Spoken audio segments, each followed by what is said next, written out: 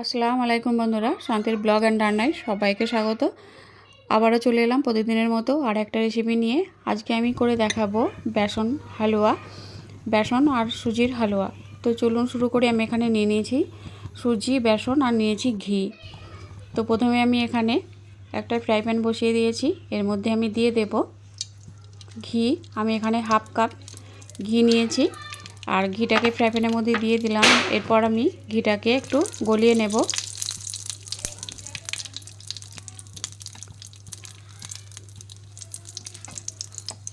ঘিটা যতক্ষণ না গলে যায় ততক্ষণ পর্যন্ত অপেক্ষা করব। তো ঘিটা আমার গলে গেছে আর এটা গরম হয়ে গেছে। এরপর আমি এর মধ্যে দিয়ে দেব বেসন। আমি এখানে 1.5 কাপ বেসন নিয়েছি আর সব কিছু আমি কিন্তু একটা কাপ দিয়ে মেপে নিয়েছি। আর সব কিছু কাপ দিয়ে মেপে নিতে হবে, এগুলো মেপে করলে ভালো হবে। এরপর বেসনটাকে ঘিয়ের সঙ্গে খুব ভালো করে ভেজে নেব। গ্যাসের আঁচটাকে অবশ্যই মিডিয়ামে রাখতে হবে, না হলে পুড়ে যাবে। এটা একটু টাইম নিয়ে বেসনটাকে একটু ভেজে নিতে হবে যাতে বেসনের কাঁচা গন্ধটা না থাকে। এটা বেশ কিছুক্ষণ টাইম নিয়ে এভাবে করে ভেজে নিতে হবে।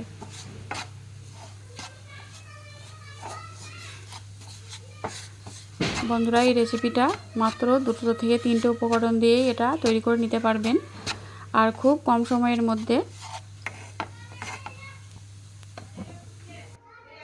তো দেখুন, বেসনটা প্রায় ভাজা হয়ে এসেছে। একটু টাইম নিয়ে এটাকে ভেজে নিতে হবে। একবার হলেও বাড়িতে এভাবে করে বানিয়ে খেয়ে দেখবেন, খেতে দুর্দান্ত লাগে।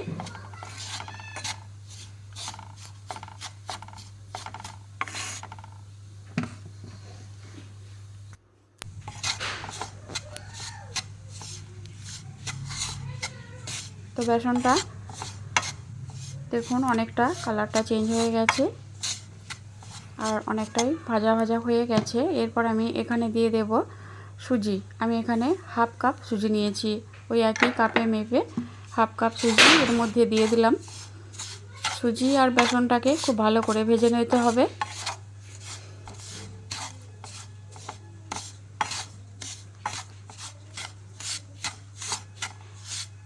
এটাকেও একটু টাইম নিয়ে এভাবে করে ভেজে নেব।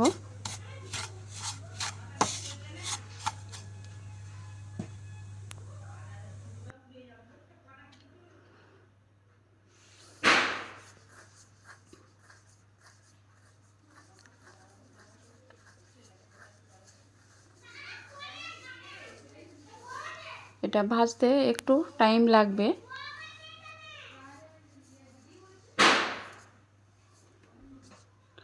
এরপর আমি এখানে 4টে এলাচ এরকম মুখটা ফাটিয়ে নিয়ে এর মধ্যে দিয়ে দিলাম। আপনারা চাইলে এখানে এলাচের গুঁড়োও দিতে পারেন। এরপর আমি এখানে একটা মিক্সিং জার নিয়েছি, এর মধ্যে দিয়ে দেব চিনি। আমি এখানে এই কাপ মাপ করে সব কিছু নিয়েছি, বেসন আর সুজি, আর এই কাপ মাপ করে আমি নিয়ে নেব চিনি। এখানে আমি 3 কাপ চিনি নেব। 3 কাপ চিনি নিয়ে আমি চিনিটাকে মিক্সারে একটু গুঁড়ো করে নেব। আর এদিকে দেখুন এটা ভাজা হয়ে গেছে আমার সুজি আর বেসন। এরপর আমি চিনিটা যেটা গুঁড়ো করে রেখেছিলাম সেটা এর মধ্যে দিয়ে দিলাম। এরপর সুজি আর বেসনের সঙ্গে খুব ভালো করে এটাকে মিশিয়ে নেব। গ্যাসের আঁচটাকে অবশ্যই কমিয়ে রাখতে হবে, না হলে নিচেটা পুড়ে যেতে পারে।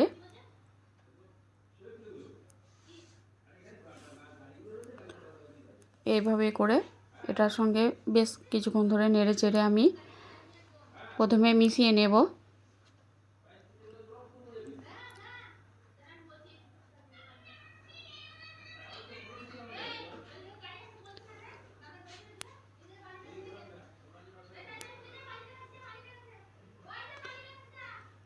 এভাবে করে বেশ কিছুক্ষণ ধরে মিশিয়ে নেওয়ার পর আমি এখানে দিয়ে দিয়েছি 3 চামচ পানি। 3 চামচ পানি দিয়ে এটাকে দেখুন এর সঙ্গে খুব ভালোভাবে এরকম করে মিশিয়ে নেব নেড়ে চেড়ে।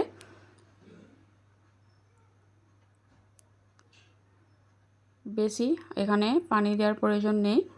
একটা চামচ নিয়ে আমি 3 চামচ এখানে পানি দিয়ে দিয়েছি। আবার এখানে আমি দিয়ে দিলাম 1 চামচ পানি, মোট 4 চামচ এখানে পানি দিয়েছি।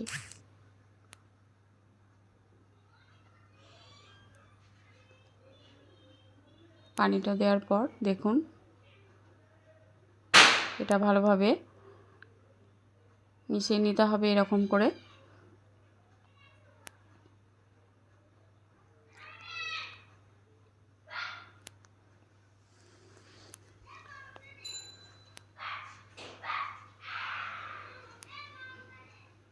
বন্ধুরা একবার হলেও বাড়িতে এভাবে করে বানিয়ে খেয়ে দেখবেন।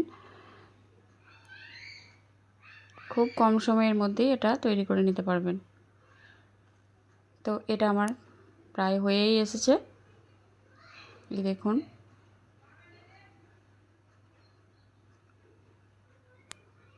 বাড়িতে থাকা মাত্র 2-3টে উপকরণ দিয়ে এটা তৈরি করে নিতে পারবেন।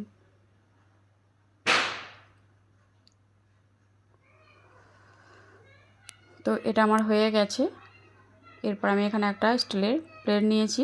প্লেটের মধ্যে আমি একটু ঘি ব্রাশ করে নিয়েছি। ঘিটা ব্রাশ করে নেওয়ার পর আমি এটাকে এখানে ঢেলে নেব।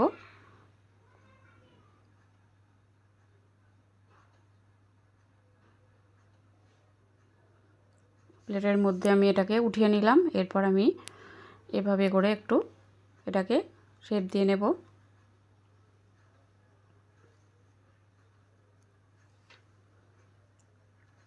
এভাবে চারদিকটা একটু সমান করে নিলাম।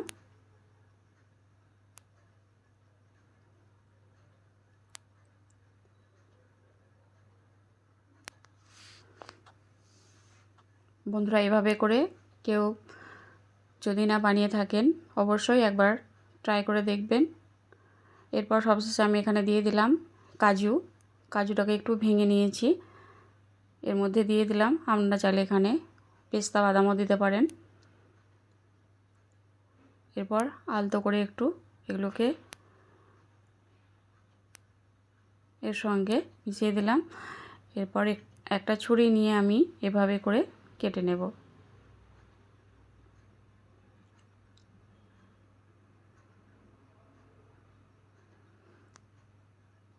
এরপর আপনারা লম্বা বা চৌকো বরফি আকারে যে কোনো আকারে এটাকে শেপ দিয়ে কেটে নিতে পারেন।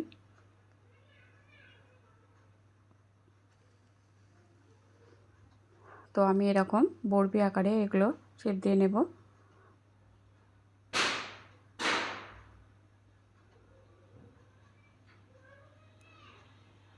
তো কেমন হয়েছে রেসিপিটা অবশ্যই জানাবেন।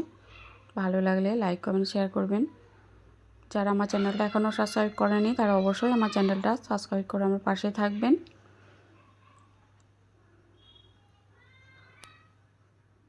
দেখুন খুব কম সময়ের মধ্যে আর খুব কম উপকরণ দিয়ে এভাবে তৈরি করে নিতে পারবেন। তো কেমন হয়েছে অবশ্যই জানাবেন। ভালো থাকবেন, সুস্থ থাকবেন।